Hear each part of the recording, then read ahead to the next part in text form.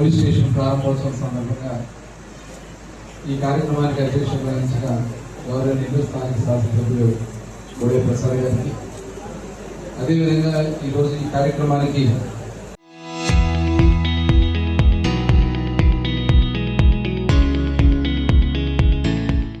ముఖ్య అతిథిగా వచ్చేసిన గౌరవనీయులు మంగళపూడి అనిత్ గారికి ఒకసారి గట్టిగా మనం అందరూ కూడా హృదయపూర్వకంగా అభినందనలు తెలియజేస్తున్నాం.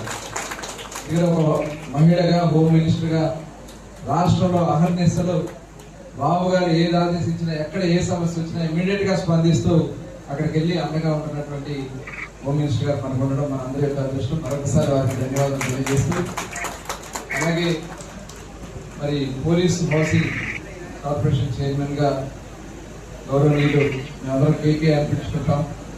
మరి పవన్ కళ్యాణ్ గారి దగ్గర నుండి అన్ని కార్యక్రమాలు ఆయనే స్వయంగా పర్యవేక్షిస్తుంటారు. ఎక్కడ ప్రచారం జరిగినా కూడా వారిని కూడా ఒకసారి గట్టిగా మనం అందరం కూడా అభినందన తెలియజేసుకుంటూ, మరి ఈరోజు మన జిల్లాలోనే కాకుండా మన ఈ 3 జిల్లాలకు సంబంధించి డిఐజీ గారు అశోక్ కుమార్ గారు, అలాగే ఎస్పీ గారు విద్యాసాగర్ గారు, పెద్దలు మన జిల్లా పార్టీ అధ్యక్షుడు గురుమూర్తి గారు, అలాగే జనసేన జిల్లా అధ్యక్షుడు పండిట్ రామకృష్ణ గారు, అదేవిధంగా ఎంపీపీ గారు విజయలక్ష్మి గారు, ఈ కార్యక్రమానికి ఇచ్చేసిన అందరూ కూడా పేరు పైన హృదయపూర్వక నమస్కారాలు తెలియజేస్తూ, చాలా సంతోషం. ఈరోజు మరి ఇక్కడ ఒక చక్కటి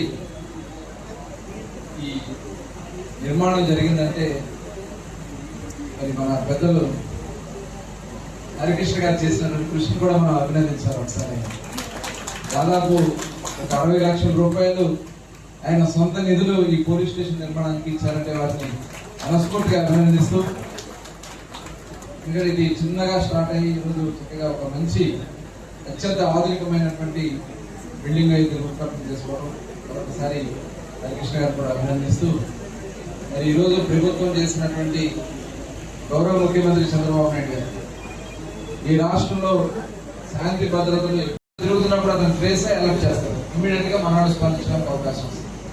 ఎందుకంటే మొన్ననే ముఖ్యమంత్రి గారు కూడా తిరుమల తిరుపతికి సంబంధించినటువంటి మొత్తం ఒక డాష్ బోర్డ్ క్రియేట్ చేశారు.